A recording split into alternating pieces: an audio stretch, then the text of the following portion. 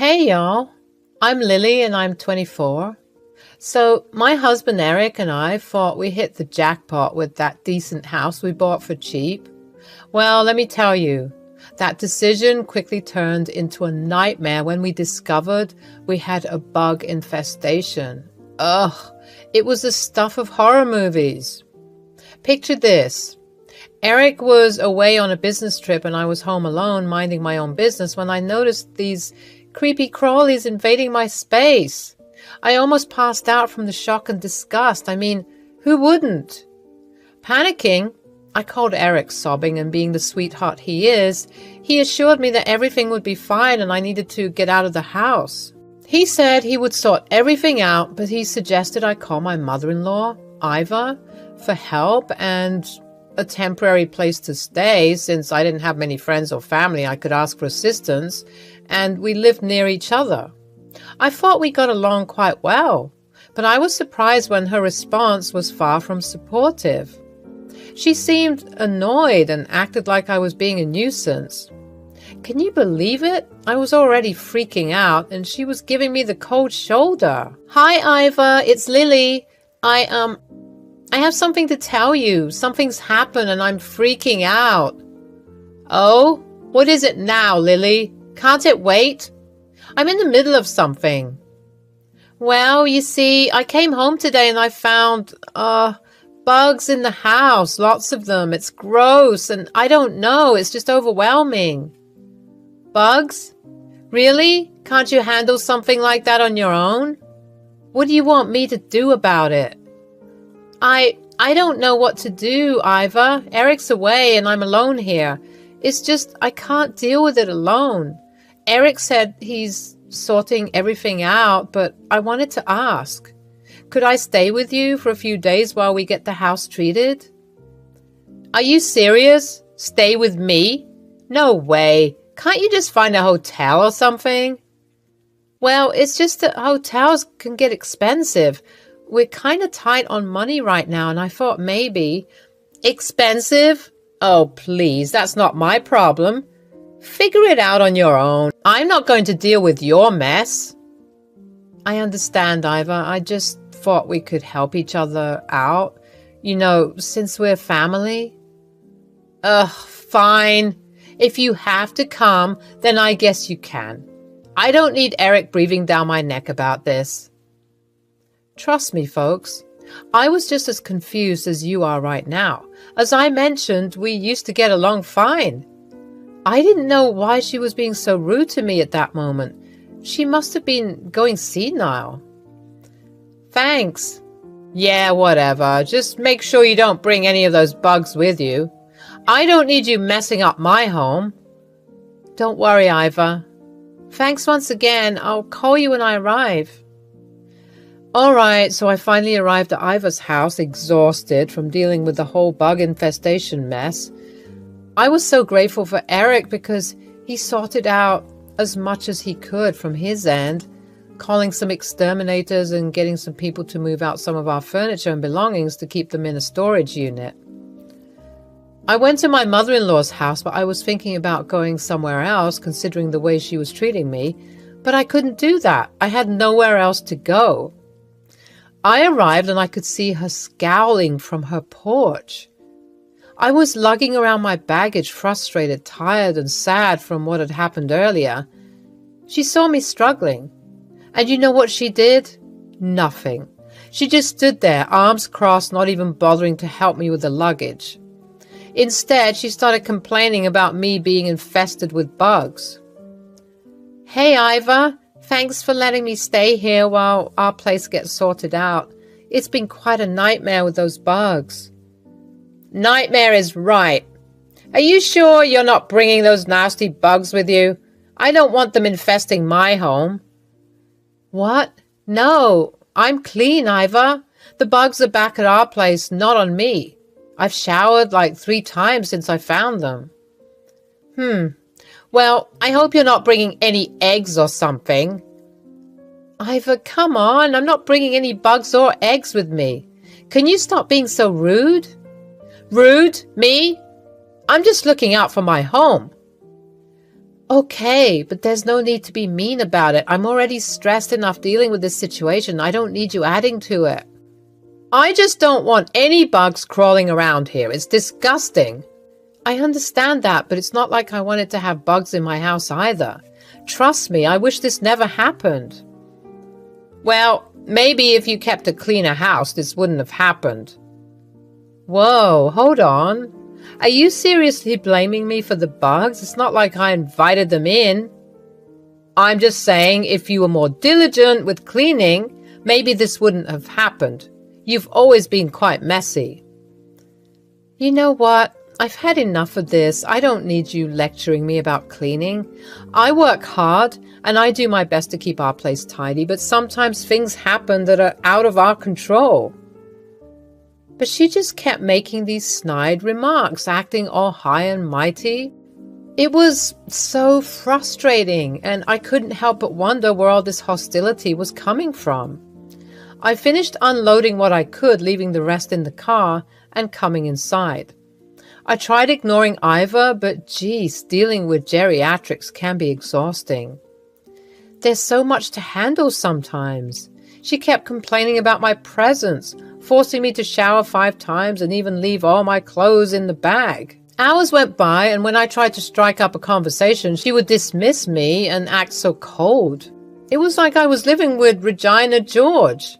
Living with those bugs didn't sound bad at that point. At least they wouldn't treat me like I was some creep. I was getting sick of her stinky attitude, so I mustered up the courage to confront her. I asked her point blank why she was being so rude to me. And you know what she revealed? Brace yourself. She was irritated because I didn't give her any grandkids. Can you believe that's the reason? I mean, seriously? Iva, we need to talk. I don't understand why you've been so cold and rude to me since I got here. Did I do something to upset you? Yes, actually. You pissed me off. For the last time, Iva, it's not my fault that our house got infested. It must have been the faulty insulation from that cheap house. The exterminator said that the cheap insulating caused the house to be more humid than it needed to be, leading to... That's not what I meant. I'm angry with you because you don't want to give me grandchildren. How could you be so selfish? Iva, are you being serious right now? In that time, I remembered a few months back, the last time I'd spoken to Iva. During a casual conversation, I mentioned that Eric and I decided not to have kids right now because of the state of the economy and the world. Iva was quiet after I said that, and I didn't think much of it at the time. But now I realize she took it personally. She had this whole vision of being a grandmother, and I guess my decision crushed her expectations. But come on, it's my life and Eric's too. We get to decide when and if we want to have kids, right? I couldn't help feeling a mix of anger and sadness, and I mean, I love Iva, but she shouldn't be trying to guilt trip me into having children. It's not fair to put that kind of pressure on me, especially when I'm already dealing with so much. I tried to reason with her, telling her that it's our choice and we're not ready for that responsibility right now, but she just wouldn't listen. It was like she was stuck in her little world where her desires were the only ones that mattered. Iva, I can't believe you're being so selfish right now. Eric and I made a decision together to not have kids. You have no right to force your expectations on us. Selfish? Ha! Look who's talking. You're the one being crazy and selfish, thinking only about yourselves and not about your own family. Our decision not to have kids doesn't make us any less of a family. We're happy with our lives and our choices, and it's not up to you to judge us. Oh, please. Your house getting infested with bugs is just karma for not giving me grandchildren. Maybe if you had kids, you'd have someone to take care of you and your house wouldn't be a disaster. That's a horrible thing to say, Iva. Bugs have nothing to do with whether or not we have kids. And trying to blame it on karma is just ridiculous. You may think it's ridiculous, but I believe in it. You're being selfish and karma is catching up to you. I can't believe you're being so mean and hurtful. I thought you were my family and that you cared about me. Cared about you? Ha! I care about my family having a future, and you're ruining that by not giving me grandchildren. It's not your decision to make. Eric and I are happy with our life together, and we don't need to have kids to validate that. You're just being stubborn and foolish. You'll regret this decision one day, and then it'll be too late. I won't regret it because it's our decision, not yours. And I won't let you or anyone else make me feel bad about it.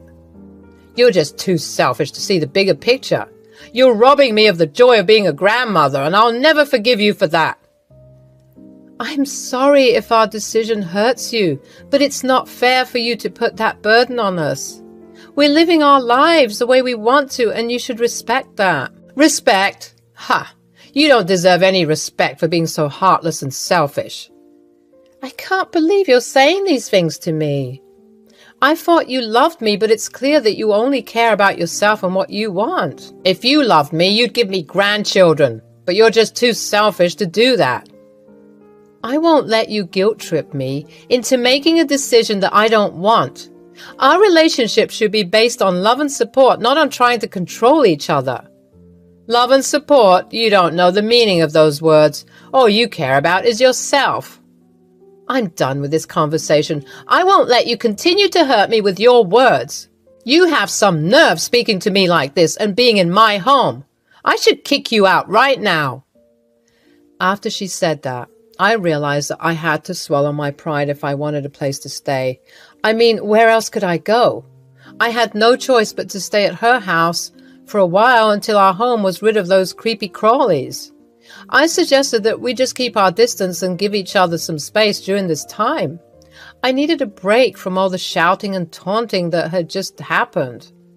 But oh no, Iva couldn't let it go. She was all cocky, thinking she had won the argument, and she kept on making rude comments about the bug infestation and how it was some sort of karma for me not giving her grandchildren.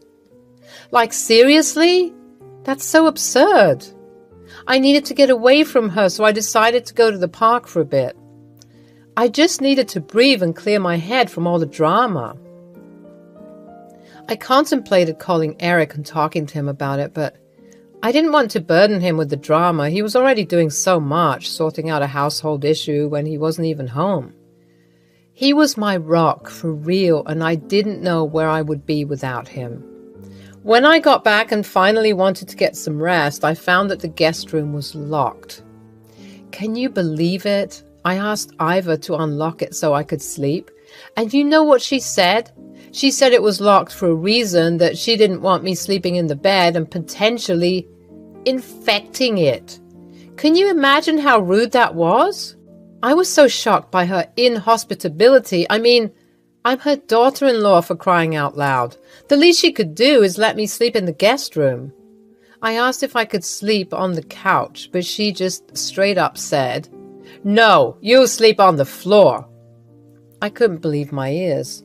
She repeated herself when she saw that I wasn't responding, thinking that I didn't hear her. Unfortunately, I heard her right the first time. So Iva dared to explain to me that she didn't feel comfortable having me stay in her nice clean beds because she thought I had bugs. Can you believe it? I was so insulted by that. Like, just because my house had a bug infestation doesn't mean I'm bringing them everywhere I go. I straight up told her she was acting crazy for even thinking I'd sleep on the floor. I mean, who does that to their own family? It's so rude and disrespectful. But you know what she said? She said, "If you're not happy here, you can find another place to stay." Can you believe her? It was already pretty late and I didn't want to deal with finding another place, so I decided to just bite the bullet and sleep on the floor. I found a mat in one of the closets and tried to make it as comfy as possible by pulling out some pillows and sheets from my luggage. I mean, it was the least I could do to make myself somewhat comfortable in this crazy situation.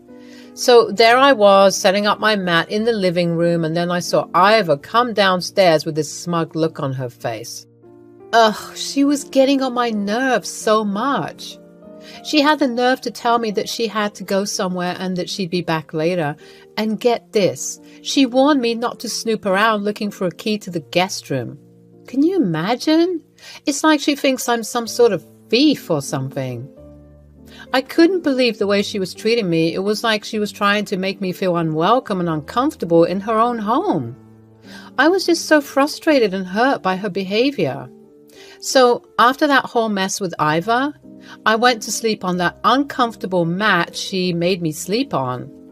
I couldn't help but cry myself to sleep because I just didn't understand why my mother-in-law was so mad at me. I mean, all I did was ask to stay with her temporarily while our house was getting fixed.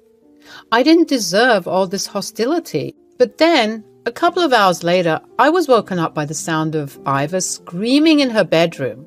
I rushed upstairs to see what was going on, and there she was, all folded up in that Murphy bed she had in her room.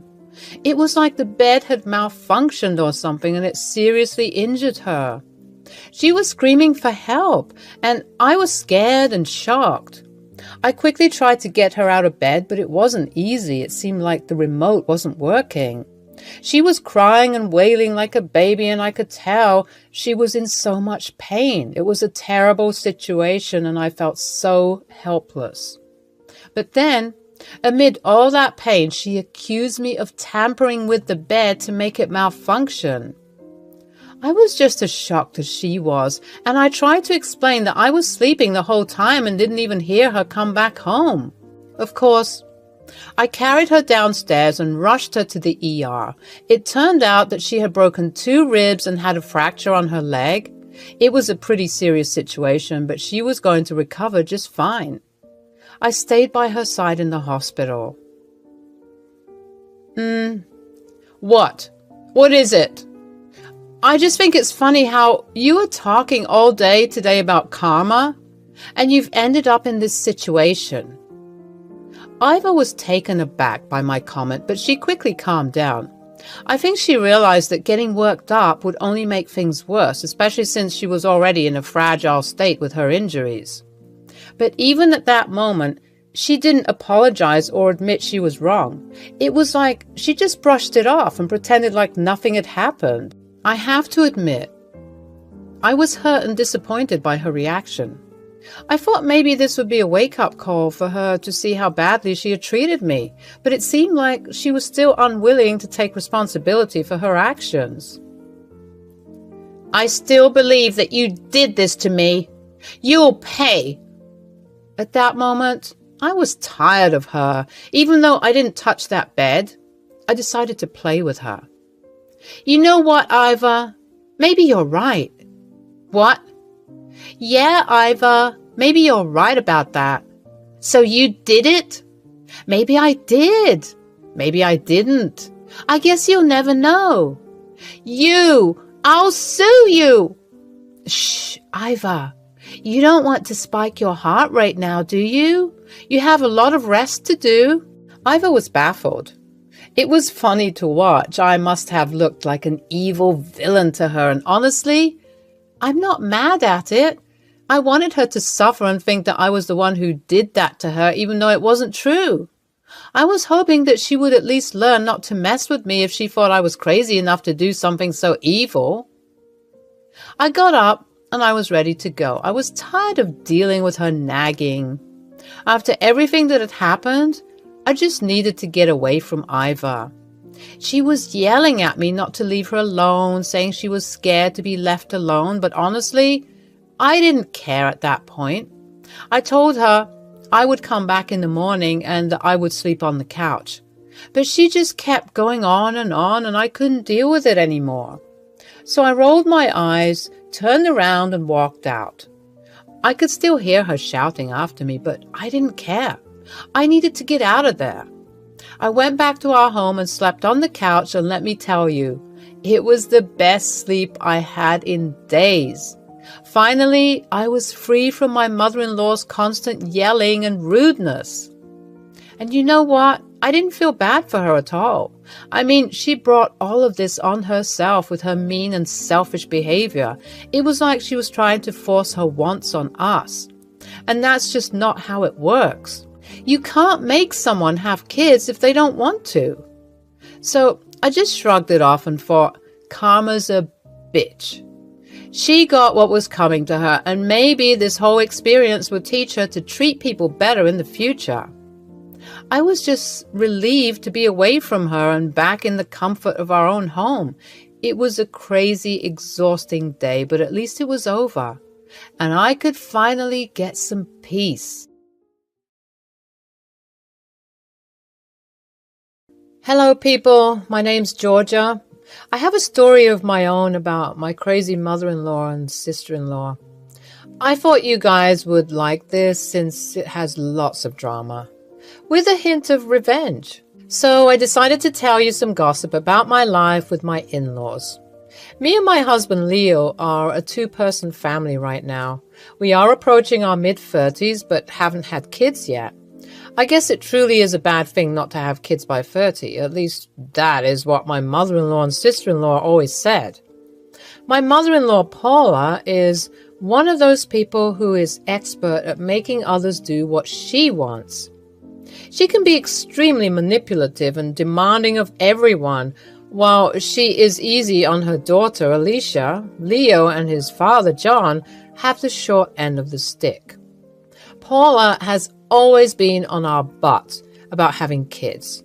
She always said, "When are you two having kids? I'm getting tired of waiting." Paula, we just got married last year. We want to be properly settled before planning our future. We will need time. That is not acceptable at all. You guys should have kids right now. I know you're holding your womb hostage. Leo for sure wants to be a dad. Mom, what are you saying? It was a joint decision. We both want to advance our careers a bit before we have kids. We have to be sure that we're capable of having kids. All this is nonsense. Taking care of children comes naturally. It is not good enough excuse for you guys to not have kids. Now that I think about it, it's actually pretty funny. Paula's own words could come back and bite her in the butt. Back then, neither she nor I knew it.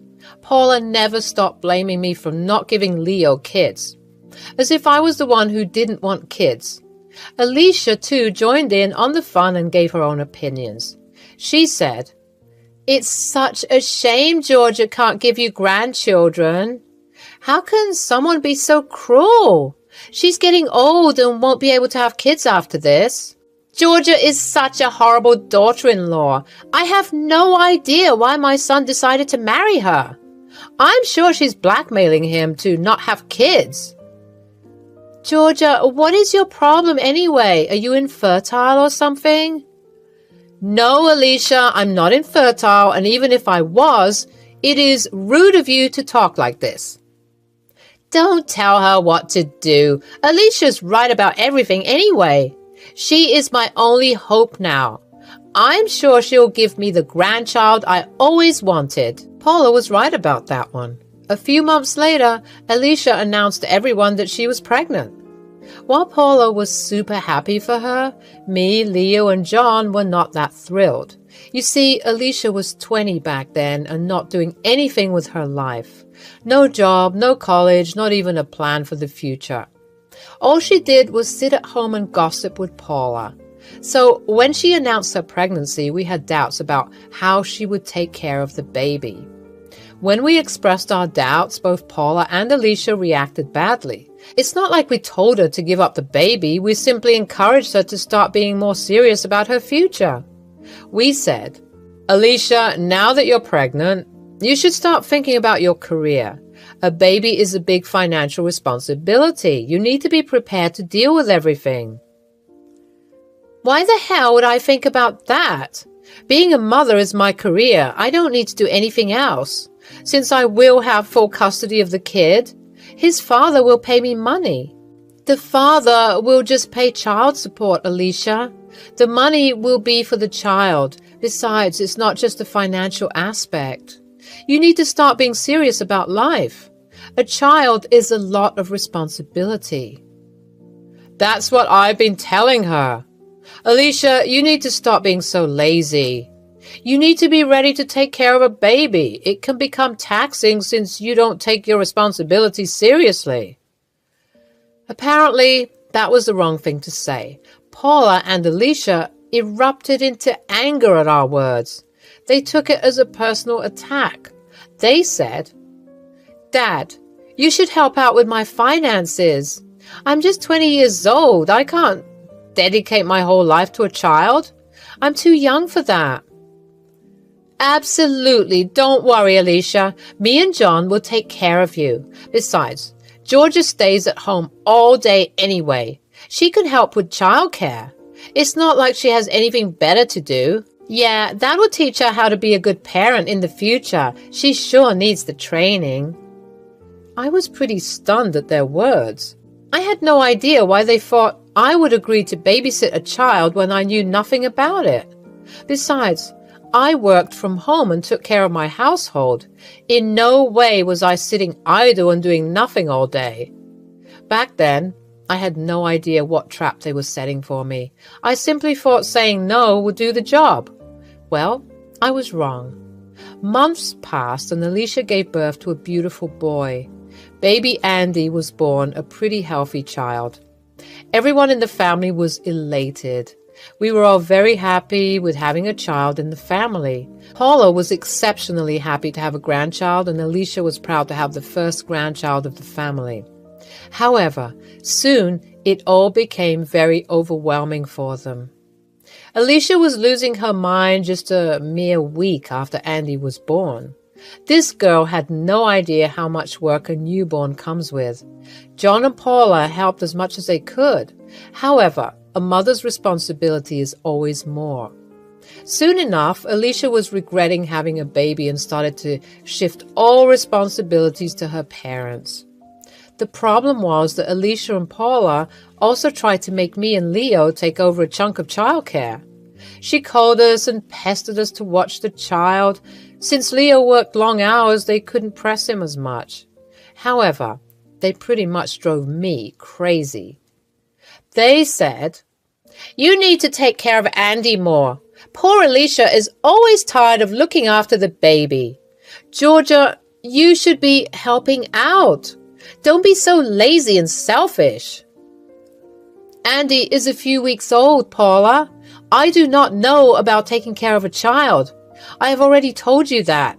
Even Leo is the same as me. Leo has work, so he gets a pass. You stay at home and do nothing. The least you can do is look after Andy in the morning. That way, I will have time to live my life a little. Every woman would want to look after a child. It's their job. You're being purposely difficult because I had my first grandchild." "Absolutely not, Alicia. No offense, but you are the one who chose to have a child. Paula and John help you out plenty. It's not my job to take care of your son." "How dare you say that? You are the aunt, and you should look after Andy. Alicia is just a young girl. You're old enough to look after a child. Don't give excuses." No matter how much I tried to make them understand, they wouldn't listen to me. In their eyes, I was a bitter old lady who would rather lounge around than take care of her nephew. I was getting pretty tired of their persistent bullying. However, I had no idea that things would get much worse. One day, I saw that I was added to a strange group chat. It was only me, Paula, and Alicia. I thought that it was really weird that they would add me to anything. I mean, it's not like we were all best friends. Then, the texts started to come in and I knew why I was in the group chat. They said, "Hey, Georgia, I was texting you to tell you that me and Mom will drop off Andy with you tomorrow. You need to babysit him till dinner." You have to be kidding me. Andy is a newborn. You can't just leave him with me. I cannot look after him. I have work, plus I don't even know how to take care of a baby.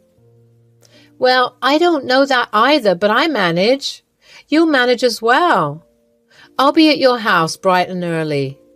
No, I will not agree to this. You can't just leave your newborn with anyone at this stage. I'm not agreeing to this. Don't be a jerk, Georgia. My daughter is exhausted from looking after Andy, so we will go have some fun tomorrow. She is a young girl and needs her share of fun. You cannot deprive her of it. Now stop arguing because it won't work. We will drop off Andy with you tomorrow. No matter how many times I said no, they kept pestering me to accept. In the end, they stopped replying to my texts entirely. I was offended and pissed at the fact that they wanted me to be a standby parent. When I showed Leo the texts, he tried to play it cool. He said, "Don't worry about it, Georgia. I'm sure Mom and Alicia got your message. They will arrange something else." There is no way I'm taking care of a newborn, Leo. If they show up, I will turn them away. I can promise you that. Of course you will. None of us are qualified to take care of a newborn. Mom and Alicia won't be that stupid to force this on you. They are tired and must have spoken out of desperation. Leo tried to calm my fears, but for some reason, I was still anxious. With the experience I had with Paula and Alicia, I knew they would try and con me into caring for Andy. I really hoped they had gotten my message and dropped the topic. They did read my text but never replied, so I was pretty anxious about what they were planning. The next day, my worst fears came to light. That morning, I was going through my usual routine. After Leo left for work, I stepped into the shower to take a warm bath before starting to work. After I was done, I came downstairs to have some food, but when I went to the living room, I heard the cries of a child. Immediately, I was alarmed. The sound was coming from the front door. In my mind, there was only one way there was a child at my door. I went to the door and opened it. What I saw made my blood boil. Andy was crying in her car seat that was right on my driveway. Immediately, I took Andy in and kept him in the living room. It was freaking 100 degrees outside, so he must have been out in the sun for a while. I was furious. Andy didn't even have a diaper bag or formula with him. I had no idea what I should do. First, I called my neighbor who had a child. I begged her for some formula so that I could feed Andy. My neighbor understood my situation and came to give me some formula. She was the one who fed Andy and calmed him down. While she was with Andy, I decided to check the security cameras. Lo and behold, Paula was ringing the doorbell once and leaving Andy in the driveway. I was beyond mad. I called her to get to the bottom of it. When she picked up, I said, "Why the hell have you left Andy in my driveway? The child was out in the heat for at least 10 minutes. What is wrong with you? Where is Alicia?" "You need to calm down, Georgia. Alicia's with me. My poor daughter is tired of being with the baby, so I took her out for a fun day. We will be gone till dinner." "What? But what about Andy? He can't be here all day." "You need to take care of him now. Alicia is tired of looking after Andy. She needs a break. You are the aunt, so you better step up and help out. You sit at home and do nothing anyway." "You cannot do this, Paula. You are insane. This is child abandonment." "Don't be so dramatic. You're clearly at home and can take care of the child. Andy is not abandoned at all." "Listen to me, Paula. I never signed up to take care of the child. You didn't even inform me when you dropped him off here. You and Alicia need to come back immediately or there will be consequences. We are already at a nail appointment. We have way too much planned today. Don't be a witch. Now, I'm going to hang up and turn off my phone so that we can have some fun. Bye." Saying that, Paula simply hung up on me. I was shocked by their irrational behavior. Alicia had also turned off her phone or blocked my number. After 15 minutes of trying to reach them, I was fuming. So I decided to make them face some serious consequences. First, I called Leo to put some sense into his head. When he picked up, I said, "Leo, your mom just dropped off Andy on our doorstep. She didn't even call me, just rang the doorbell and left." "What? Mom did that? You have to be kidding me. Where is Alicia? Did you call them?" "Yes, I did call them both. They're together and left for a nail appointment. They demanded that I take care of Andy. From what they said, they won't be back till the evening at least. Oh my God.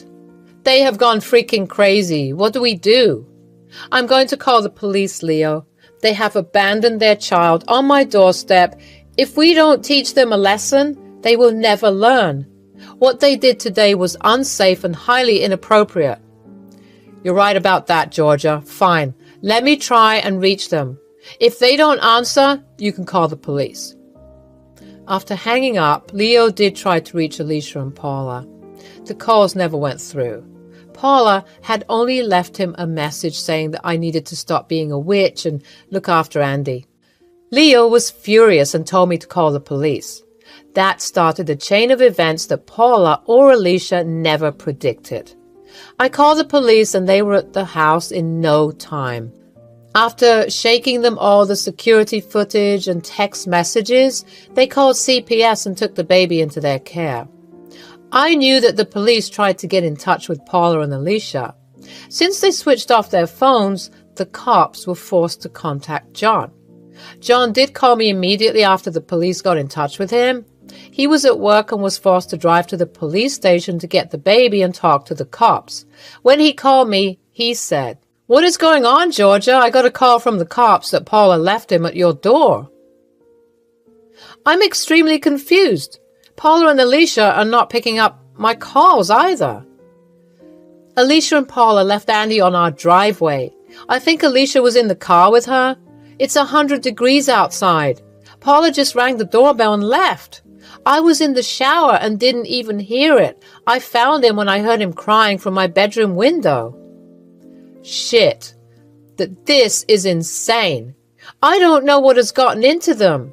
Paula told me that you agreed to look after her. I had no idea she would do this. I would have stopped her. Hell, they left the child in this heat. I am sorry for calling the cops, John, but what they did risked the health and safety of Andy.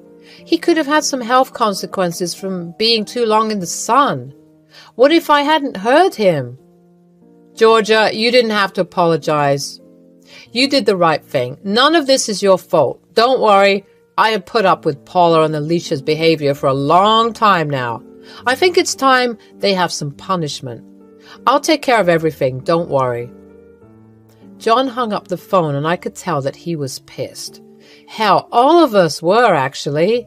Not only did I feel enraged at Paula for crossing my boundaries, but also at Alicia for casually abandoning a child.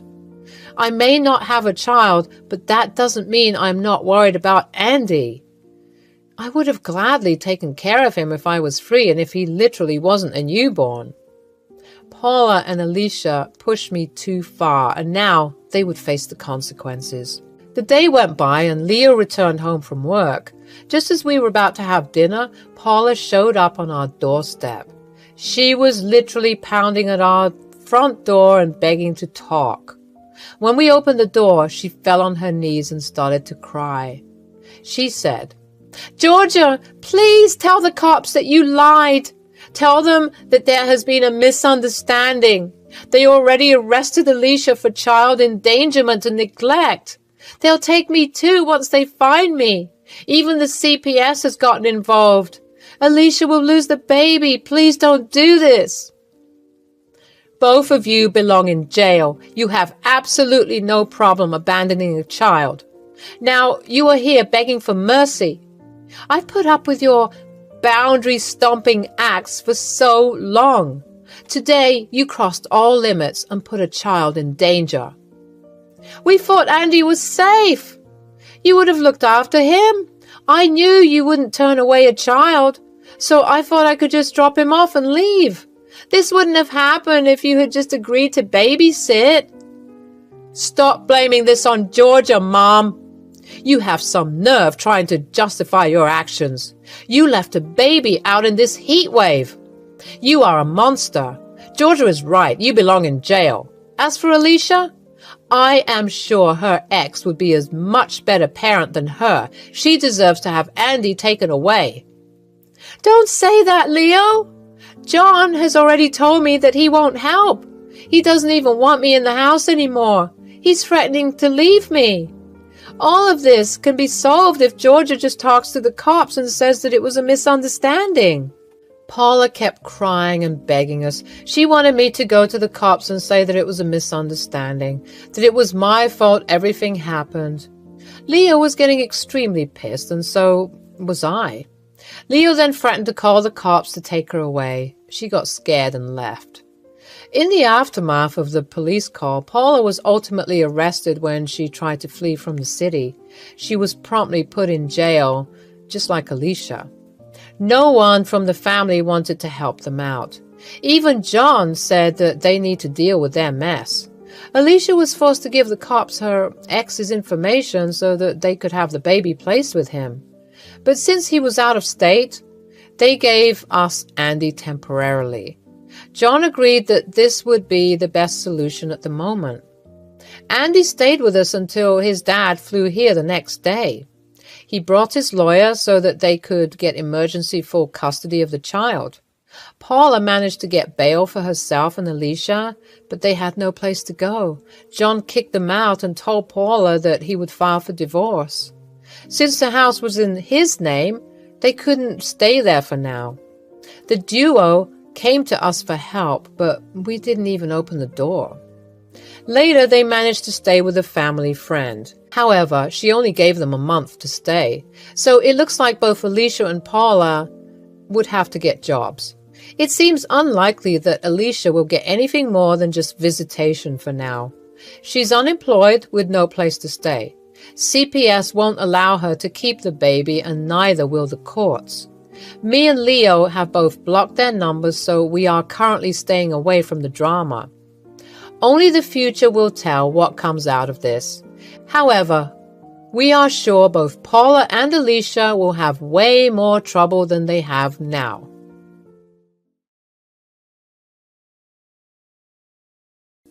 Hi, this is Melanie. I'm 30 years old and I work as an editor in New York City.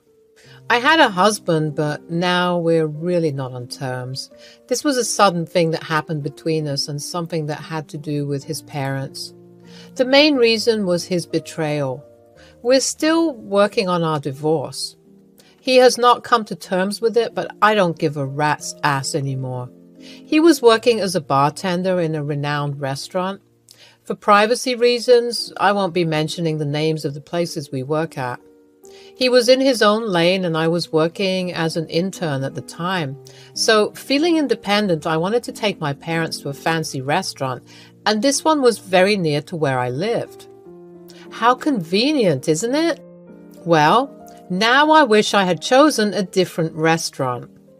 My parents were very happy for me. I was always an underconfident girl, so the fact that I got a job in New York as an intern writer really changed my perspective. They were hesitant at first, but when I assured them, they agreed. New York is a big city, and somehow, with the favor of luck, I managed to find a second-hand apartment. The man was really old and he wanted to give it away before going to his daughter's place in Michigan. This felt like my calling because, weirdly enough, I'm from Michigan too. The place was a 3-bedroom apartment. It was pretty decent and neat. The amazing fact was I got it for cheap. The restaurant where Greg used to work was a 20-minute drive from there. When we reached, there was a party going on, some rich person's birthday. Thank God I booked 3 reservations, or it would have been really embarrassing for me. The place was cozy and there were many people, but we had a really private compartment just for ourselves. We were having a casual chit-chat about work and life when suddenly a waiter came and handed out drinks to the 3 of us. When I asked the waiter who gave it, he simply pointed me at a counter. I looked and saw a tall, charming blonde man. He was serving drinks and talking to other people.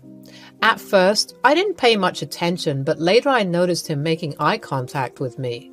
I don't know why I was blushing, but I did anyway. My parents understood the vibe and they nudged me to talk to him and that they would sit here and enjoy themselves. I was shy, but I went ahead to the counter. He was very attractive, at least to me. So, How much for the extra drinks? We didn't really order this. It's on the house, ma'am. That's really sweet of you, but I don't really need anything free. I'll pay for it. My parents are here and I don't want them to think. Think of it as a present. Is this your first time in this restaurant? Yes, I actually am new here. I've got a job as an intern recently. Oh, really? Me too. I just joined here. It's been a month. That's nice. It's nice to see someone like me here. Before we even knew, we were already giggling and laughing at stupid things and each other's jokes. Greg had a friendly demeanor, and my 27-year-old heart couldn't contain the emotions they were feeling. As I said, I was very shy and kept to myself, so had very few friends during school and uni life. For some reason, Greg made me feel at ease, like I can talk to him without thinking. Melanie, and yes, maybe sometimes when I feel bored and stressed with work, I wouldn't mind a drink or two. Well, Melanie, it was really a pleasure knowing you. His parents lived in Australia. He was born there, but he decided to come to New York City later on because it was his dream city. He was always wary of his family. He loved them a lot, but also was scared of them. He would often call them and request them to come visit. The thing is, I did not like it when he hid me from them. He would always say that he was with someone from work. You keep hiding me from them. Is it a problem? Yes. No, I mean, they do not have to know. They won't be missing anything. Plus, there would be ample time to introduce you to them. All right, then. I really hope I'm not causing you any trouble. I just like being with you, and I just want us to be a bit honest with each other, that's all. Well, you aren't really my girlfriend, so I don't really have to. Besides, if things go well between us, I can think of making some amends. Right now, it's not my priority. Those words stung me like thorns on the rose. I mean, I know we weren't a thing at that time, but he gave me all those mixed signals that really confused me. Plus, I was so stupid and naive to think he could possibly love anyone. Then again, he would take me to nice places and show me around whatever he had explored when he came to this city. I was feeling very free and happy. The accomplishment felt well achieved. By the end of the fall, Greg started to go all romantic with me. It confused me even more. I mean, I liked him, but he never really showed any interest to begin with. He would call us partners in crime, and to be honest, I didn't know what to feel about that. Meanwhile, my work was well appreciated and I managed to get a raise. We celebrated the event by having a picnic in the nearby park. That's when I realized he was holding and intertwining my fingers.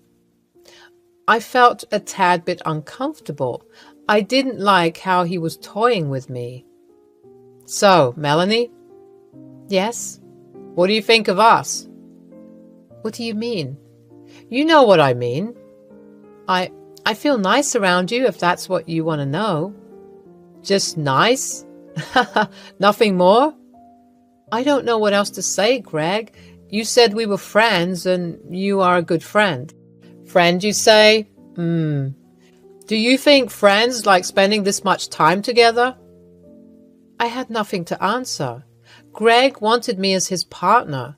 It has been almost a year and a half since we've known each other, and I'm getting old. I told Greg that I needed time. He'd said he'd wait, but not for long because he is too impatient. He moved in with me soon after, and it started to feel like the real deal. Even my mind started to feel conflicted the moment he drew the ring. I did say yes. It sounded as if those were the only words that wanted to come out. The proposal was grand, and it made me feel really special. I was happy that it was Greg. I don't know if this was bad luck or a bad omen. Greg lost his job within 4 months of getting married. After the official business was done, Greg happily moved into my apartment. We took our time fixing the space so that we can make room for everything. My parents were happy, but also skeptical. I mean, why wouldn't they be? Greg was the kind of husband who would really love me, but not seem to acknowledge me in front of other people. There were times when we went to parties and he would let me go to hang out with his friends. He would not really introduce me until I made the move. He still wouldn't tell his parents. So, babe, shouldn't we let your family know once? Yes, in time. Not now. Why are you always in a hurry? Again? Why not? Jesus, Greg, this is too much, don't you think? What is wrong with us? Look, I have a lot of explanations to give and I need time. So don't meddle in things you don't understand. I didn't understand what the explanation was, but I was patient. The only thing that I wanted from him was to acknowledge me. He would go meet his boys every now and then, sometimes without informing me. I would receive his phone calls after he had reached there. This would continue for a while when he suddenly lost his job. The reason he gave me was that he fought with his colleague and did some collateral damage. He told me that he would borrow my money for a while until he gets another job. I remember him crying in his bedroom like a little boy. I wonder what goes on in that head of his. Well, don't worry about the money. Just let me at least know what's going on. It's an emergency, and I promise I will make it up to you once I get the job, okay? I tried to keep our house together, made some renovations and changes. My parents were also sending me money sometimes so that I could handle the household a bit more efficiently. I was happy to feel independent, but you see, sometimes money can get spent very quickly. I too need support, and as much as I love Greg, I wanted him to help me as soon as possible. One day, his words fell on me like explosives. Honey, I have something to tell you. My parents, what about it? They will come to visit you. I mean us. Huh? Okay. Did they say when? In 2 days. I've arranged everything. I just need you to do a small favor. Okay. Can you please tell my parents that I bought this apartment and all the other things? They are unaware of the fact that I don't have a job, and it would be kind of embarrassing if they, I know it sounds weird, but my parents are really judgmental and scary if they get to know I lost my job. Babe, please understand this. Okay, fine. It is temporary. You know how bad I am at lying. They won't know. Don't worry. I just try at least, please. Whatever you need. I didn't like the offer he made, but I had nothing else to do. I thought maybe it was temporary, so I let it slide this one time. Greg was suddenly very loving and caring towards me. He would make me breakfast and sometimes even dinner. It's not like I wasn't enjoying it, but I couldn't help but think that it felt rather odd. I wanted to take a few days off so that I can spend some time with his family. My boss was kind enough to give me 3 days and also promised to not cut any money. I was, after all, a hard-working woman. They will be here any minute. Is everything ready? How do I look? You look fine. Just stop fidgeting. You are making me nervous. Yeah, okay, I'm fine. The cab reached in front of the apartment gate around the afternoon. I was very nervous, but I knew that I had to be my very best self in front of them. They came upstairs looking very stern and serious. I had never met someone who would look as intimidating as his parents. They were tall and blonde just like him, but their faces had a disgusted expression. Once they entered the room, they were rather pleased. They scanned every nook and cranny of the place as if they were judging the household that I so dearly built. But then again, my credit wasn't there. No bad. Pretty nice. Love the little decor. Your choice? Yes, mostly, and a little bit of help from Melanie. Oh, yes, the wife. What is it that you do, dear? I work in editorial content. Oh, a writer, basically. Yes, well, not like an author or something, but yes. Why don't you sit and relax? I will get you all something to eat. Isn't that Melanie's job, dear? She must be making you work really hard. Oh, no, no. I love to help around. Melanie, dear, why don't you get to know each other? I would go and get something to eat. Sure. I sat there silently while they kept looking around. I was feeling hella nervous. I didn't know what to say or do, and just kept staring at their annoyed expressions. They didn't like me. That was clear to me. So, my son's working in a corporate office? He must be really tired. Do you do everything for him, like tending and all? Yes, I do. He's earning quite well, seeing the interior condition. Are you able to support him? Yes. Greg tells me that you have not been able to give him time. Really? So, what have you contributed so far, other than taking in all his expenses? Excuse me? We were interrupted by a coffee break from Greg.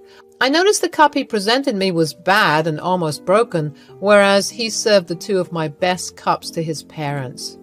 He gave me no snacks, but gave them a plate full of Cheez-Its. So, how's everything? Why did you both get married exactly? Well, don't you think you were a bit fast? No, I just wanted to marry her because I like her. Right. Well, was the journey comfortable? Nobody responded. I started to grow very uncomfortable. I eyed Greg, he eyed back. We both got up and went into our room. What the hell was that? What was what? That attitude. Why are they being like this? I don't know. Did you say anything? Say? I just freaking kept answering their interrogations, and you saw how when I asked something, they didn't respond. Well, maybe they're just jet-lagged. They'll be fine. Let's take them out today. Can I borrow your card? This is wrong, Greg. They think I don't do anything for you. This is terribly insulting. Honey, I know. Just a few more days, babe. They'll be gone. Fine. The evening was horrible. Greg went ahead and gave his parents a treat from my card. I didn't feel welcome, so I loitered around the shops and stuff. I was feeling lost. I didn't know if things were going well at all. I was thinking about the times when I made important decisions. Well, the fact that I did rush with marriage says a lot. I mean, many people take these decisions pretty lightly. I sighed and scrolled through my phone. My best friend from work left me 3 messages. I felt like I could just call him once. Hey! Yeah, what's up? You didn't reply to me. Caught up with a situation here. I think I messed up. I'm scared. With Greg? Yeah. Well, how about we meet up tomorrow? Oh, wait, you took 2 days off. Anyways, I can't. Greg's parents are here. That bimbo called his parents? Finally? Matthew. Okay, sorry. Well, how are his parents? They hate me. The conversation would have gone on for a long time when suddenly I heard footsteps from behind. I immediately cut the call. It was Mary. She looked like she would beat me or something. I was low-key expecting that, not gonna lie. She came and glared at me. Well, enjoyed the... You are robbing my son of his money. What? You have been depending on him for so long. He's devastated. Wait, what did he tell you? That you are a leech. My hands became cold. I was speechless. This wasn't happening to me. Greg told me to pretend, but we didn't talk about this type of pretense. I was the leech, the one who was holding him off for so long, who made the apartment worthwhile for living in, who took care of him. I heard you've been taking half the ownership of his. I will not let that happen. Give him full authority over this place. What? Authority? Half? I'm not really clear on what you are. You will not share this apartment with him. Gold digger. Seduce my boy for his money? I should have known from the start. Take your belongings and leave. We do not approve of this marriage. I looked behind her to see Greg and my father-in-law chatting and smiling at each other. Tears were filling my eyes. My anxiety rose to its peak. I could feel my throat drying up, but I knew I had to cover for Greg until I got the chance to speak to him. I smiled at him, and he didn't return it. We head back. I was really exhausted. I wanted to speak to him, but he was still talking to his parents. Once it ended, he came to the living room and switched on the TV. I sat beside him. So, can we leave the pretense? Just for a little while? Sure. I love you. Me too. So, whatever you cooked up with your family, it is temporary, right? Look, Melanie, maybe you should go back to Michigan for a while till I figure this out, okay? My parents are going to stay for a while. What are you saying? You heard me. That was it. The last conversation I had. He gave me silent treatment no matter how much I questioned him. He didn't budge. He just went silently to bed. I was crying all night at Matthew's place. His wife was really sweet to give me a space to stay for the night. I was kicked out of my own house. Matthew was dumbfounded by the situation. You do know that you still have the power to destroy his life, right? He's still jobless, using your card. Yes. Look, give him the ownership of the apartment. After all, he won't be able to pay the bills. The debt will kill him. But what if he refuses to take the offer? He is so dumb. He will. He thinks he can get away with it. What about our marriage? Are you kidding me? You still want to stay with that turd after all this? Please, you deserve better. I had a thorough discussion with Matthew about what to do next. It was a difficult execution, but if I pulled it out well, this would work. I saw my phone that day. Greg called me 3 times. I messaged him saying I made a decision. The next day, I met Greg in a nearby cafe. He apologized to me greatly. I remained silent. Well, I know things are messed up. Look, for now, go to Michigan and stay with your parents. I will take care of the things here and then come back to take you. Sure. And? Then I'll try to get a job. But for now, can I please keep your card, honey? Yeah. I've also decided on giving you ownership of the apartment. For now, let me pay all the bills. Later on, you can return me back. Wow. Are you sure? Yes. I will make things right, babe. I promise. I realized how easily he took the deal, without even thinking about all my hard work and effort. I knew then it was all over. And also, he is dumb. I went back to Michigan and requested my boss to let me work from home since I had a family emergency. My boss was extremely considerate. I cried a lot at my parents' house. I told them everything and they were furious, but they didn't scold me. I learned a valuable lesson. Now it was time to take action. I blocked my card, which was being used by Greg. After the ownership was given to Greg, I made sure not to keep any written documents on me, claiming I would continue to pay bills and stuff. So naturally, I cut that off too. Let's see how he pays all the debt piling up.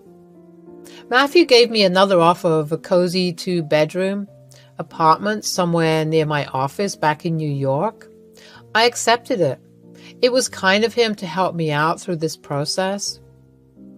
I went to court along with my family and worked on the divorce papers that would be sent to him soon. I made sure he was cut off from all supplies on my part financially and emotionally. He was dependent on me. He thought he would lie and keep me away from everyone and would also use me for his own benefit. Now, that's not going to happen anymore. Enough. After a month, I received an unknown call. I picked it up and surprisingly, it was Mary, Greg's mother. She was frantically crying and apologizing. "Is this Melanie? Dear, it's me, Greg's—" "Oh, yes. How can I help?" "I'm really sorry. My son made a small mistake and now he's in deep trouble." "Oh, really? What kind of trouble?" "His card was declined and he's received a warning letter for not being able to pay water and electricity bills. But he has a job. He can do it." "No, dear. Look, I understand. We made a mess. He didn't mean it. Please give us a bit of money, just enough for us to get plane tickets." "Oh, really? Now?" "Sorry, no. I'm going to send something else, though, later on." "What?" "Divorce papers." I hung up. It was hilarious how Greg didn't even have money to pay for his parents' flight tickets to get back. Of course, he couldn't. He was probably planning to bring his parents here permanently since he had to pay for his parents' bills back in Australia. I became his source of money. But he wanted to man up, so he told his parents that the whole apartment was his and everything was his doing. But now, he will be getting warning letters after letters until the government decides to cut off his power source. He has to pay all of that at once. I wonder how he will be managing. I don't care anymore. Greg was new in New York City. There was no possible way he could fish off help from someone, and the restaurant he was working in hated him to the core because he did cause hazards there. Meanwhile, I have a new apartment and 2 dogs. Matthew gave them to me. They are really adorable. The divorce papers were sent long back. I know it would take time because Greg calls me every night to help him and apologizes, but I don't listen. I mostly cut the call on him. Recently, I got promoted as an editor, and now I feel like I am finally settled. Hello, I'm Judy. I'm currently 29 and I've been married for 2 years now. We don't have children, but I would like to say that we're proud owners of 2 dogs and 1 cat.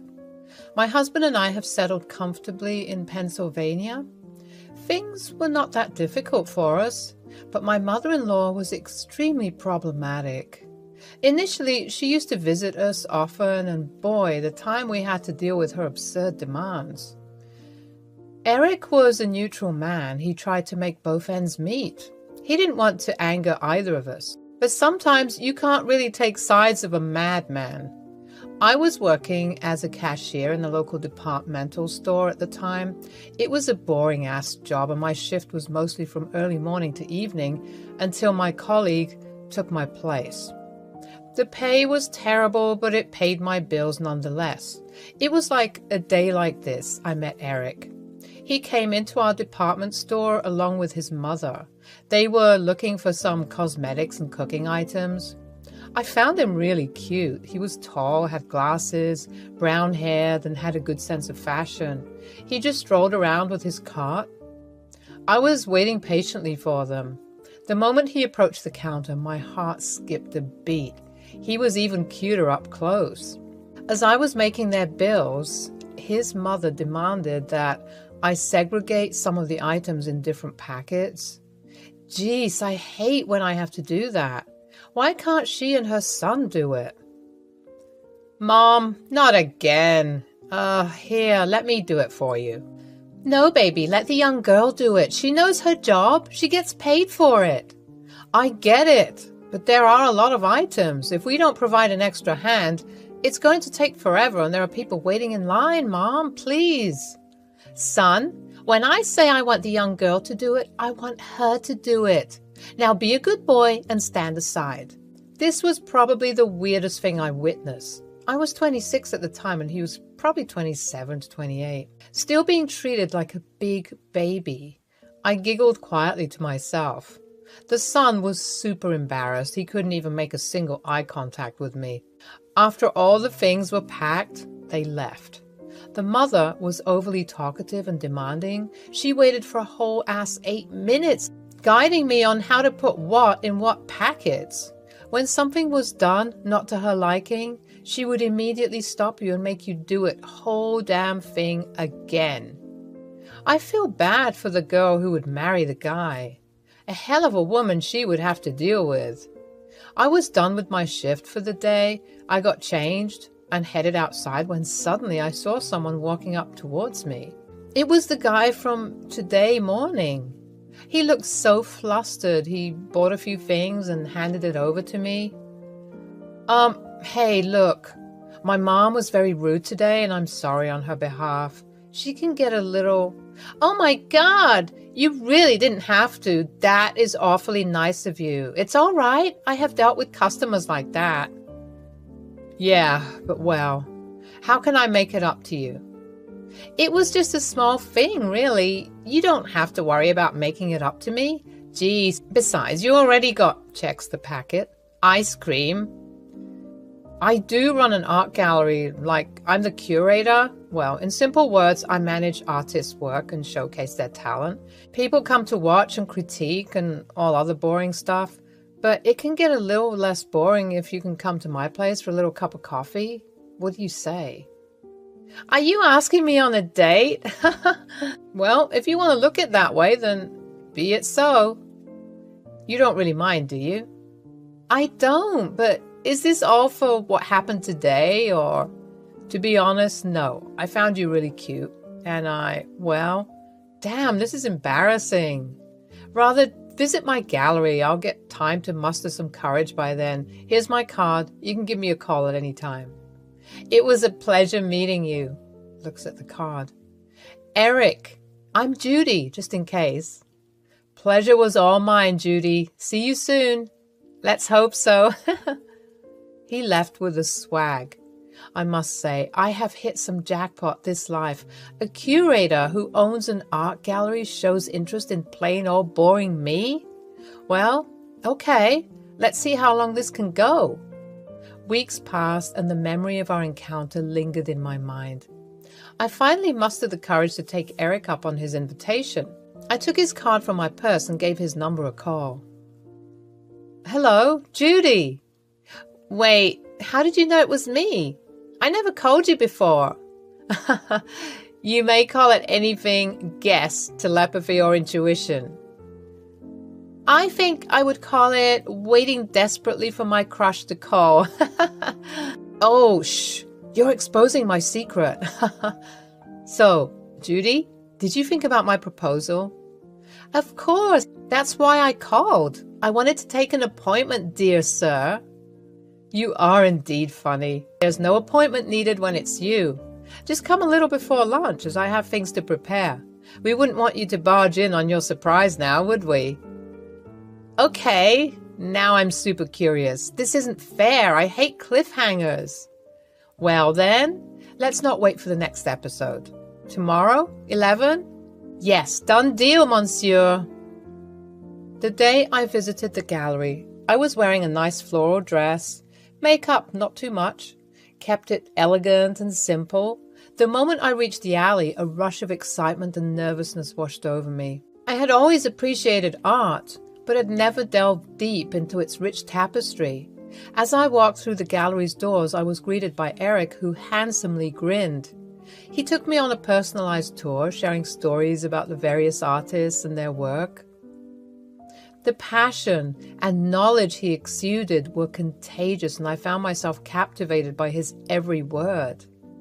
We spent hours strolling through the gallery, lost in the beauty that surrounded us. Eric's eyes sparkled with joy as he described the emotions and stories behind each piece. It was as if the art came alive under his guidance, whispering secrets and inviting us to dive deeper into their mysteries. So, Doesn't it get difficult, the competition, I mean?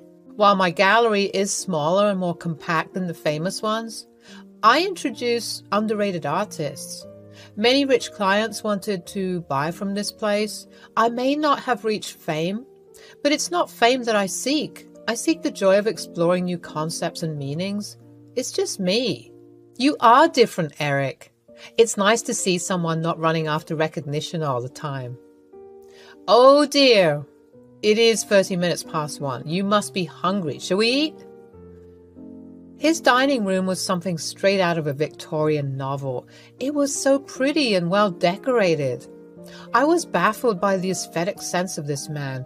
I was now low-key getting really insecure. I felt like Eric was too good for me. I mean, any woman would be charmed by the elaboration made by him. The table looked like royalty. Geez, do I even deserve this? Of course I don't. But Eric never made me feel small. He was warm and welcoming, even offered to serve me. You did all this for us? Are you serious? Of course. Why not? It's just the two of us. Oh, Eric, you really didn't have to work so hard just for us. I would have been happy with takeout, really. Nonsense. Takeout for a lovely lady? Absolutely not. We were having such a wonderful time with beautiful background music taking place. I almost got lost in my own wonderland when suddenly we both heard rapid footsteps down the hallway. It came closer to the door and the door swung open. It was Eric's mother. The woman made a dashing entrance which reminded me of those soap opera actresses. I tried my best to contain my laughter. Oh, here you are. I've been screaming your name and no response. How hurtful. I thought you weren't home, but here I see you're having dinner with a... Eric's eyes widened with a mixture of shock and concern. He quickly rose from his attempts to conceal his uneasiness. My heart raced as I stood up, feeling a wave of anxiety wash over me. I had not anticipated this unexpected encounter with his mother. Mother, this is Judy. She's a friend. A very special friend. I know who she is. The lazy cashier from the departmental store. I can remember her face when I need to. His mother's piercing gaze shifted from Eric to me, her eyes following my every move. I felt a sudden urge to shrink under her gaze, but I stood my ground, determined not to let her judgment affect me. Well, Eric, I didn't realize you were inviting street cats into our home. It would have been nice to be informed. Mom, please don't talk like that. I was about to. I wasn't aware that you were coming today. Well, I was here to deliver my home-cooked pie, but you have a whole food galore going on yourself. I'll just keep it on the table. Whether you eat it or throw it, it's up to you. Oh, Mother. Mrs. Anderson, how about you join us? I mean, we do have plenty, and we would love it if you could make some time. Kim was unfazed by my proposal. She kept the pie on the table and looked sharply at Eric. Well, I hope you're enjoying your meal, dear. Remember, we have an appointment later. Don't let this distraction get in the way. She left. The room was filled with silence. I felt like the aftermath of a tidal wave hitting a lonely shore. We tried to keep our composure after that. I could see Eric was shaking. He did seem like the sensitive kind, and I loved that about him. I poured some champagne into his glass. He looked at me. He couldn't help but feel extremely at fault for his mother's behavior. Eric, I understand if you need to go. Judy, I'm sorry about my mother's behavior. It's complicated. But I don't want her to ruin our time together. Let's finish our lunch. As we continued our meal, the sound of laughter gradually filled the room once more, pushing back against the lingering tension. We focused on the love and companionship we shared, allowing it to be our shield against the toxicity that occasionally seeped into Eric's life. We used to have secret outings and risky dates. His mother was always up on his heels. She would always call and ask him if he was with me or not. He would give some excuse and then cut the call. The connection between Eric and me blossomed into a deep and profound love. We continued to explore the realms of art, creativity, and life together, allowing our shared passions to strengthen the bond that grew between us. However, with each passing day, the disapproval from Eric's mother, Mrs. Anderson, grew more evident. She made her disdain for our relationship known. She opposed our love and dismissed it as nothing more than a passing phase. Her constant disapproval cast a shadow of doubt and uncertainty over our path. But, despite the hatred from Mrs. Anderson, Eric and I never wavered in our commitment to each other. We faced the world hand in hand, supporting one another through thick and thin. Eric always had a clear head. I was the hot-headed one, but I had surprised myself by remaining calm whenever a heated argument rose between Kim and us. We were equally persistent and soon decided to get married. Whether it was out of spite or love is a debate for some other day. I settled in with Eric. Of course, Kim didn't attend the wedding. She claimed it to be an atrocity. I left my apartment. I was kind of relieved that I didn't have to pay rent anymore, but most importantly, I was with the right man. Are you planning to remain a cashier forever? For the time being, yes. I'll be looking for other jobs though, and also I was thinking, well, be quick about it. I know you're planning to take advantage of my son's expenses, but as long as I'm breathing, I would never allow that. He's a self-made individual, and I expect you to bring yourself up to his standards. You know, I can't really match up with his stature, but I assure you I will provide equally for him. I love him. We are like a team. I just want you to have a little bit of faith in me. Psst, with that qualification, I hardly doubt you'll be able to provide at all. And it is too early to call this love. We'll see how long it lasts.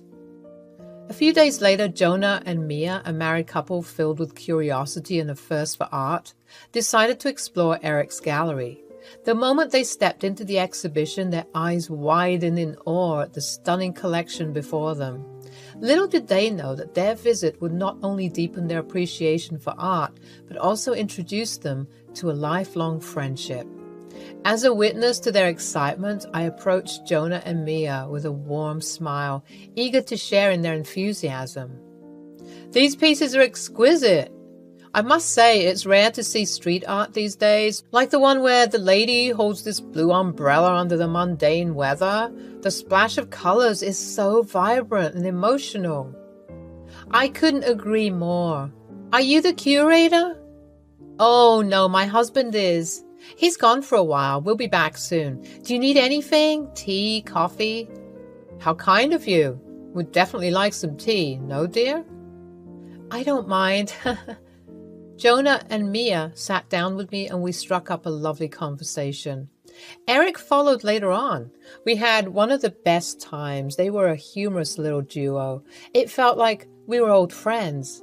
Eric later decided that they should join us for dinner. Our bond grew stronger and we became inseparable. Eric's mother was not happy with it at all.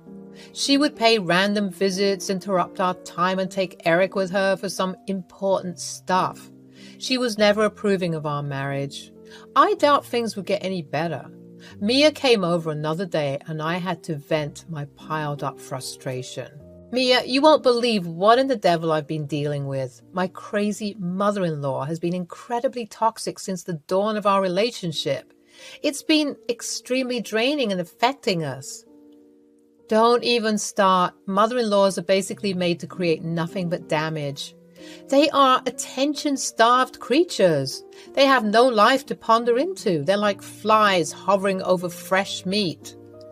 Oh, sheesh, girl, you must be going through a lot yourself, huh? I mean, I was, but then Jonah and I decided to confront her about it. Trust me when I say the aftermath was not pretty. I meant it. She made some scenes. I'm just glad we have left and passed it. Should I confront her too? How does Eric feel about it?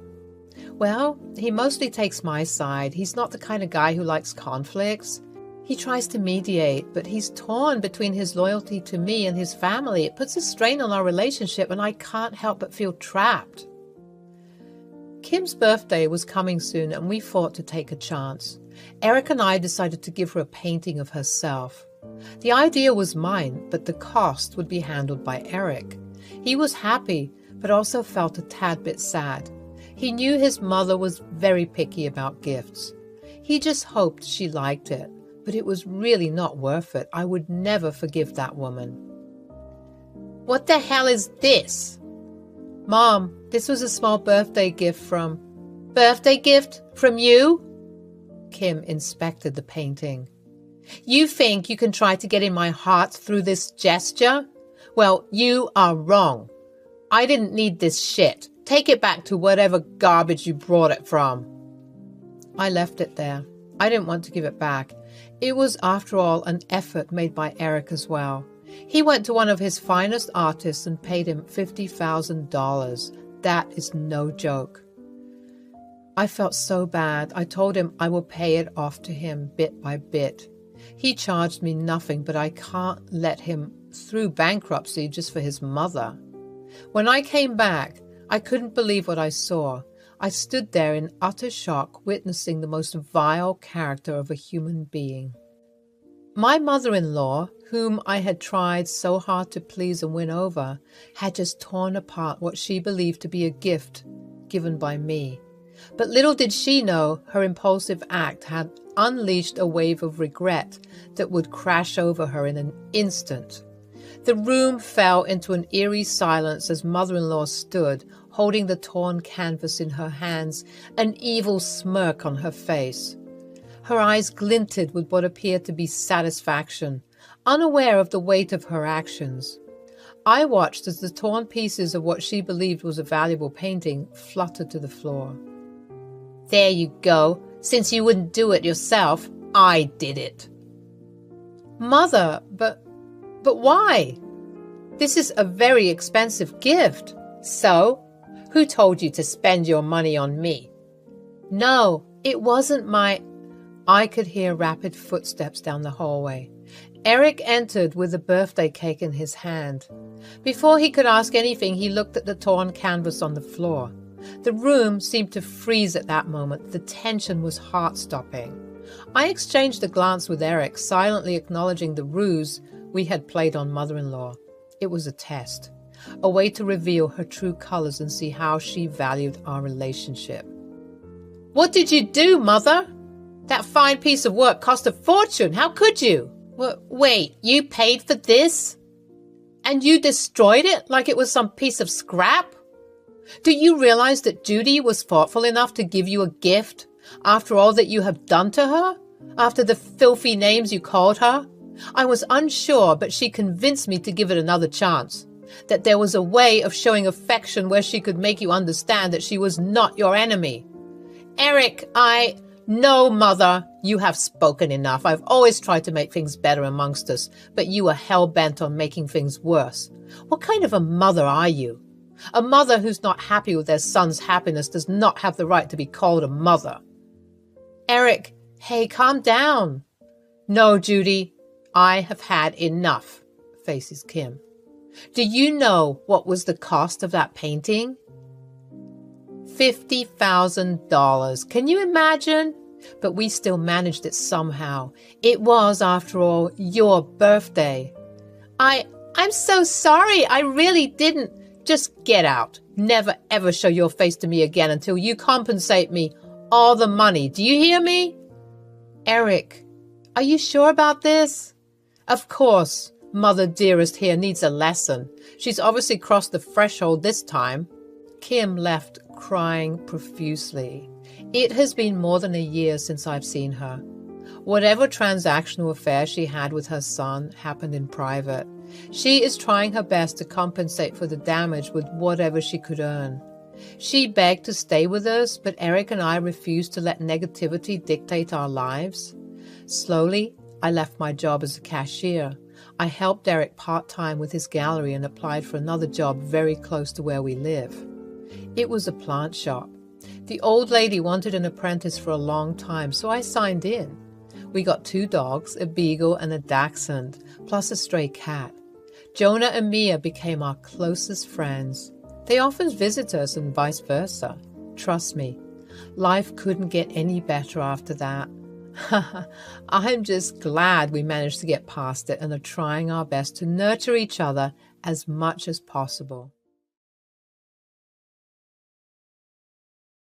Hello, I'm Hannah, 49-year-old mother who divorced and remarried. I have a daughter who's 25. There has been a significant amount of turmoil in my life, and I completely blame myself. Well, I have a crazy-ass story worth writing for, but to have a better understanding, you must know a little bit about my past. So I always had a rough patch with my husband and children. We had lost interest in our lives. We were dating not for long when I got pregnant, and then we had to kind of get married. Liz was only 7 when she witnessed the first proper fight between us. Vicky, though he possessed a good heart, struggled with being a neglectful father. He often prioritized his work and personal interests over spending time with our child. I, on the other hand, became an overprotective mother, constantly worrying about my child's safety and well-being. Our differing approaches caused tension to grow between us, and it seemed like we were slowly drifting apart. As the days turned into weeks and the weeks into months, our struggles intensified. We would have heated arguments about our parenting styles, each of us stubbornly holding on to our own beliefs. Vicky believed that giving Liz more independence would allow them to grow and learn on their own, while I feared that her safety might be compromised if I let go of the reins.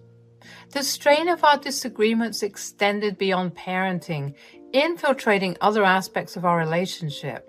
We became distant, spending more time apart than together. Our once frequent laughter and shared adventures were replaced with silence and strained conversations. I even tried to talk it out with Vicky. Vicky, we can't keep going on like this. Our marriage is falling apart, and it's breaking my heart. I want to fix things, but it feels like you're intentionally pushing me away. Hannah, I just don't have the energy for this right now. Can't we talk about it later? I've had a long day. Later? It's always later with you, Vicky. We've been pushing our problems aside for far too long. We need to address them and face them head on, or else our marriage won't survive. I'm not being negligent, Hannah. I'm just trying to cope with everything that's going on in my life. I can't be expected to fix everything at once. I understand that life gets overwhelming, Vicky, but we're a team. We promise to support each other through thick and thin. Lately, it feels like I'm the only one fighting for us. Vicky stops pacing and sits down opposite me, his expression guarded. Look, Hannah, I never wanted things to turn out this way, but I feel suffocated, trapped. I need some space to figure things out on my own. Space? Vicky, we're already drifting apart. How much more space do you need? We should be finding ways to bring us closer, not push each other away. I don't know what you want from me, Hannah. I'm doing the best I can under the circumstances. Can't you see that? I just want you to fight for us. I want you to show me that our love still matters to you. It's not just about the circumstances. It's about our commitment to each other. It would slowly extend and exaggerate to an actual fight. It was becoming a habit to the point I could even detect a pattern. Our daughter Liz was going through a difficult phase in her life. She had grown tired and indifferent towards our constant fighting. Liz was a thoughtful and introspective young girl, wise beyond her years. At least that was the impression that I got from her initially. While she understood that conflicts were a part of life, she found herself exhausted by the ongoing battles that we were having. As the arguments escalated, Liz's spirit seemed to dim. She carried the weight of our disagreements on her small shoulders, feeling the emotional strain that it placed on her family. Her once vibrant personality turned subdued, and her enthusiasm for life began to wane. She would give monosyllabic replies and sometimes not even eat dinner with us. After a few years, Vicky and I separated. Liz was just 15. I felt so terrible. She had to deal with our mess through her important phase. She would often avoid facing me, sometimes even skipping school. I used to work 2 different jobs at the time, ever since my child was born, to support our finances. I had to go very early and then come home really late. After Vicky left, things became much worse. "Hey, Liz, how was your day?" "It was fine." "Liz, can we talk? I feel like we haven't had a conversation in a while." "I don't feel like talking, Mom." "I understand that you might not be in the mood, but communication is important, especially after everything that's happened. We can't just stay silent forever." "I know, Mom. It's just hard for me, okay? Talking feels awkward." "I get it, Liz. It's been tough since your dad and I got divorced, and we all have different ways of dealing with it. But we're a family, and we need to support each other. We can't let silence drive us apart." "I know I've been distant lately, but it's not because I don't care. It's just everything feels different now Dad is not here. I miss him." Change can be scary, especially when it's something as significant as a divorce. But remember, Liz, we're still a family, even if it looks a little different now. We can create new traditions, new memories, and talking is an essential part of that. I guess I just don't know what to say or how to start. We don't have to force a conversation, but we can start small. Tell me one thing about your day, no matter how trivial it may seem. "Well, I made a new friend at school today. Her name's Emily." "That's great, Liz. Tell me more about Emily. What do you like about her?" "She's really funny, and we both like drawing. We exchanged sketchbooks, and it was cool to see her artwork." "That sounds wonderful, dear. It's fantastic that you found someone who shares your interests. It's quite hard to get anyone like that. Maybe you could invite Emily over sometime and we can all have an art session together, over a cup of tea and all." "Yeah, that could be fun, I guess." Our conversations were always short and simple. Sometimes she would want to share something, sometimes she wouldn't. She always wanted to get into small conversations about her dad. I felt like she was in desperate need of a father. She always preferred her father more than me. Vicky took her fishing, picnics, and long drives. They had a good father-daughter bonding. I was the one who was rigid and skeptical about things. I didn't want to join them since Vicky never really talked to me. He interacted with our daughter, asked her how she is and all, but then that's it. She sometimes wants to meet him, but I don't allow it. I was always scared that Vicky would take my daughter away from me. I understand I was not able to properly give her constant support, but it is just because I wanted her to go to her dream college. Her dream college was Ivy League. She always wanted to get into that college ever since she saw her aunt's elder daughter and brothers trying for the college. The only drawback was it costs a lot of money, and I wouldn't be able to afford it if I don't get my head deep in work. One summer, she went with her dad to the lake for camping. I was alone, and that is the time I met Jonathan. He was a car mechanic. One sunny afternoon, as I was strolling through town, I noticed a small auto repair shop nestled in a corner. Curiosity got the better of me, and I decided to step inside. That's when I first laid eyes on Jonathan, a charming, ruggedly handsome car mechanic with a mischievous smile that instantly caught my attention. Jonathan greeted me warmly, and we struck up a conversation. He was passionate about his work and spoke with such enthusiasm that it was contagious. As he explained the intricacies of fixing engines and the beauty of turning a simple car into a well-oiled machine, I couldn't help but be captivated by his knowledge and dedication. I was so awed by his charm that I wanted to visit him again.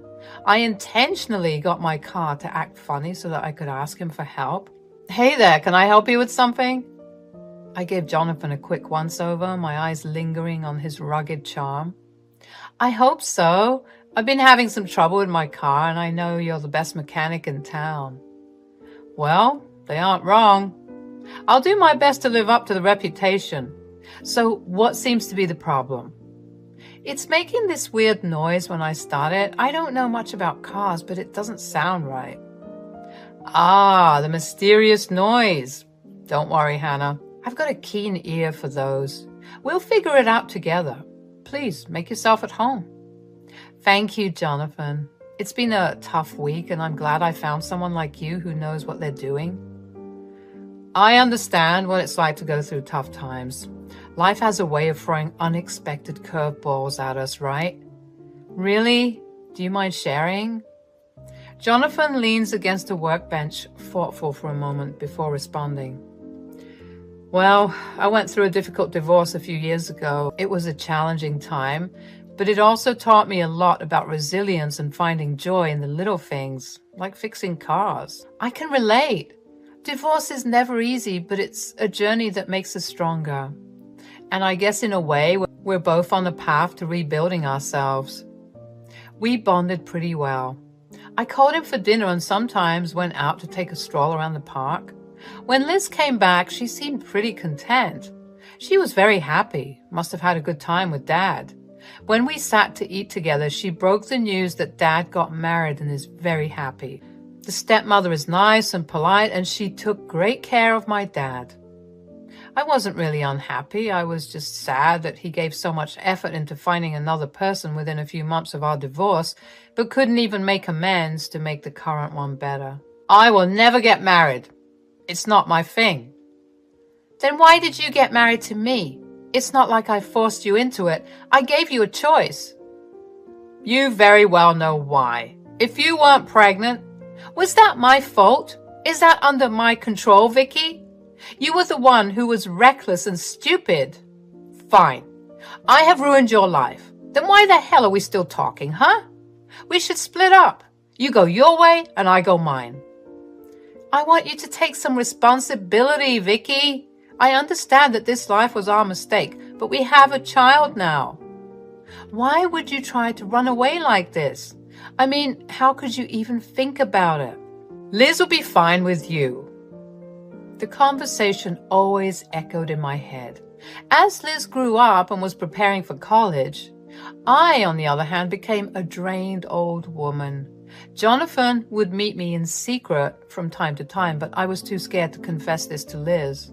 What if she reacts badly to this? It began gradually with Liz and I, including Jonathan, in our mother-daughter outings. At first, I feared that Liz might feel overshadowed or neglected, but instead, she welcomed his presence with open arms. He took the time to understand Liz's interests and hobbies, supporting her in her endeavors with unwavering dedication. Whether it was attending her birthday or teaching her how to ride a motorbike, Jonathan always made Liz feel seen, heard, and loved. But as the days turned into months, Liz began confiding in her stepmother, seeking solace and guidance. They would spend hours engrossed in conversation, sharing stories, dreams, and even their worries. Their connection was built on a foundation of trust and understanding, a relationship that blossomed naturally and beautifully. It wasn't long before I realized that Liz preferred the company of her stepmother over me. At first, it stung, and I couldn't help but feel a twinge of jealousy. But as a mother, my ultimate goal was to see my daughter happy, and it warmed my heart to witness the genuine love and affection between them. Are you going to Vicky's? Yeah, after class. Why? Class is going well? Made new friends? Yeah, Mom, it is. Bye. Do you want Jonathan to drop you? No, it's cool. Dad would drop me. He's waiting outside. Okay, bye. It was not like Liz didn't like Jonathan. She was rather conflicted with her life. Her stepmom was probably a nice character. I wouldn't know. I have never seen her. The shock came on me when ultimately she decided to move in with Vicky and his wife. I wanted to stop her, but I couldn't do it. I know many will think she was being ungrateful because I was the one paying her bills for college. My body broke, my shoulders heavy with burden. I felt like I lost my flair for living because I was so hooked on working hard for her. I had to leave one job and even emailed Vicky that I can't go on like this. If he can contribute to her, that would be good. I have done my part of the bargain. Jonathan spoke of his son a lot. He said that he left after knowing that his mother left him when he was an infant. He probably has never seen his mother's face. Jonathan had burnt all her pictures and thought that his son would come to terms with it. But he was misunderstood, and then his son left.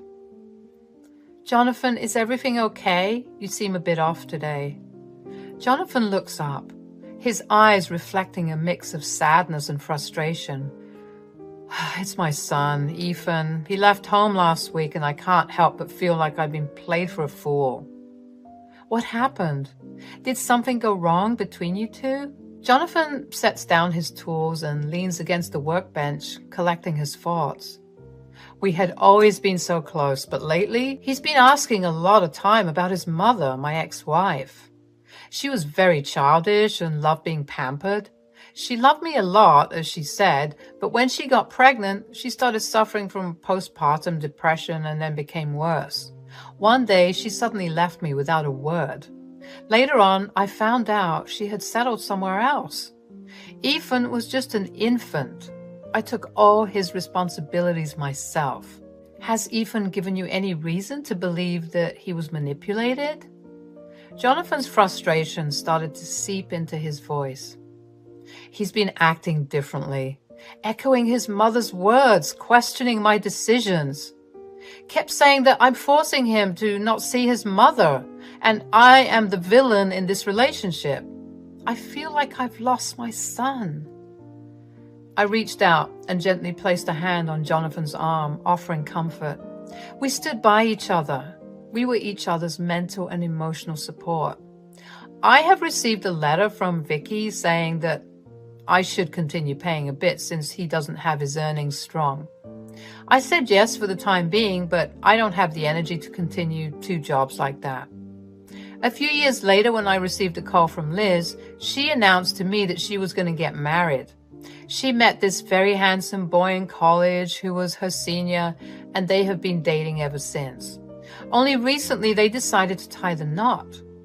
I was already hurt about the fact that Liz had completely disregarded me from her life, and now she suddenly informs me that she would be getting married. She said that I was not invited because her stepmother didn't want me to. Vicky might be hurt seeing me so. Jonathan was invited. I was speechless as ever. I was beyond hurt. I was numb. I'm sorry, Mom. This was her part of the decision, and I would visit you with Ethan soon enough. Wait, did you say Ethan? Yes, my fiancé. His name is Ethan. Sorry, I forgot to mention that before. Wait, Liz. This Ethan person, are his parents going to be there? Why do you care? Just tell me. Well, no, Ethan's parents are divorced. He doesn't acknowledge his dad and that he is still looking for his mother. I mean, he has never seen his mother and a lot of other things, but why are you asking me all of this? I became quiet with shock. If this was Ethan, Liz was making a mistake. I mean, it would be a funny scene, to be honest. I just kept quiet about it. I wanted to see how it ended up. Jonathan said he would go and pay a visit, but not talk to anyone else but Liz. I was stoked by the fact that my ex-husband's current wife is my current husband's ex-wife. Damn, that's some crazy mix-up. So technically, Liz and Ethan would be step-siblings. This would be a nightmare, and for some reason, I couldn't contain my laughter. When the epic day arrived, I was in my room reading an article when I get a call from Liz again. She was crying profusely. Before the ceremony was about to begin, Jonathan awkwardly interrupted Liz to give his regards to her, but then Mindy recognized him and squealed before fainting into Vicky's arms.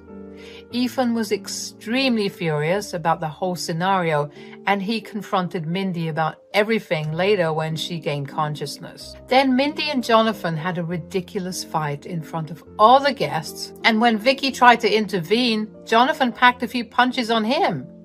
The cops came quickly because one of the guests thought that things went out of hand. Mindy kept hysterically shouting at Vicky about me, slurring names of the devil at me.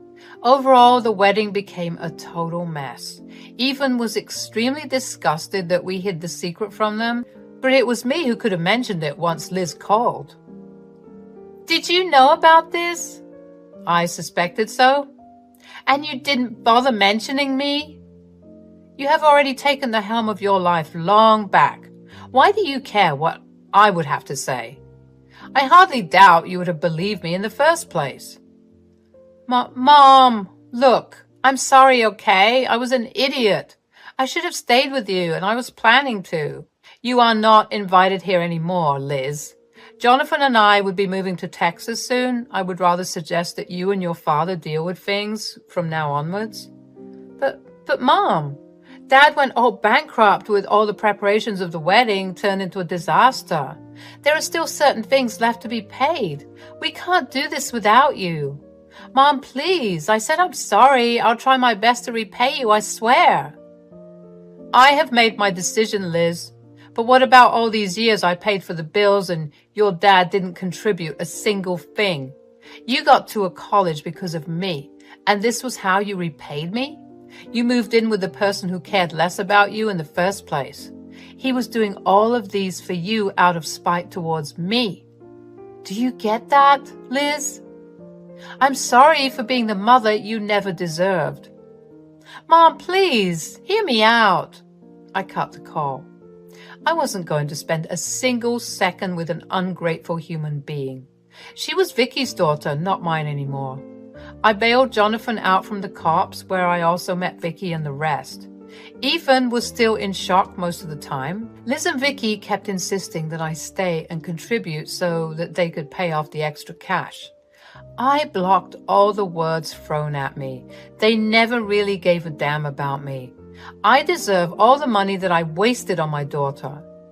Now, what they do with their lives was none of my business anymore. Jonathan and I wanted to be happy in life. That's what we aimed for. Texas became our permanent home and happiness. Amidst the chaos and confusion, we found strength in our love and resilience as a family. We knew that we had a choice to make, to let this revelation tear us apart or to confront it head on and find a way to move forward together.